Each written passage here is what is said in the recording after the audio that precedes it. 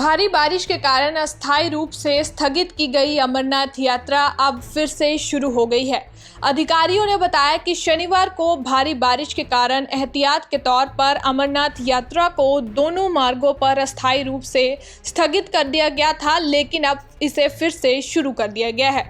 उन्होंने बताया कि कल रात से बालटाल और पहलगाम मार्गों पर रुक रुक कर बारिश हो रही थी। तीर्थ यात्रियों की सुरक्षा सुनिश्चित करने के लिए एहतियात के तौर पर यात्रा को अस्थायी रूप से स्थगित करने का निर्णय लिया गया था। 4800 मीटर ऊंचे गुफा मंदिर में दर्शन करने वाले और प्राकृतिक रूप से बने बर्फ के शिवलिंग के दर्शन करने वाले श्रद्धालुओं की संख्या 1.50 लाख को पार कर गई है। अमरनाथ यात्रा 29 जून को 2 मार्गों से शुरू हुई थी, जिसमें एक अनंतनाग में 48 किलोमीटर लंबा पारंपरिक नुनवान पहलगाम मार्ग और गंदेरबल में 14 किलोमीटर लंबा छोटा लेकिन अधिक ढलान वाला बालटाल मार्ग, और ये जो यात्रा है ये 19 अगस्त को समाप्त होगी।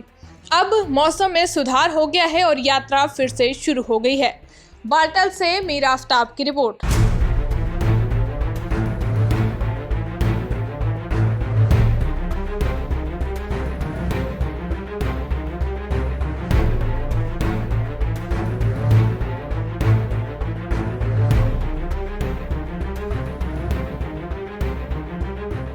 भारी बारिश के कारण अस्थायी रूप से स्थगित की गई अमरनाथ यात्रा अब फिर से शुरू हो गई है। अधिकारियों ने बताया कि शनिवार को भारी बारिश के कारण एहतियात के तौर पर अमरनाथ यात्रा को दोनों मार्गों पर अस्थायी रूप से स्थगित कर दिया गया था, लेकिन अब इसे फिर से शुरू कर दिया गया है।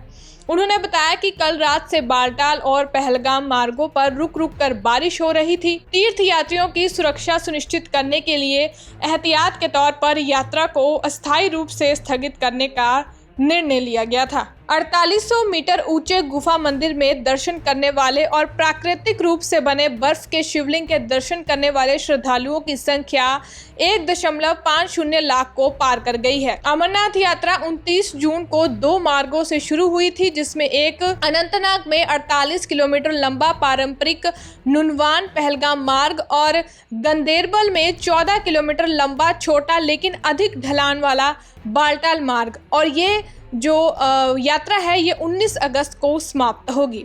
अब मौसम में सुधार हो गया है और यात्रा फिर से शुरू हो गई है। बालटाल से मीरा आफ्ताब की रिपोर्ट।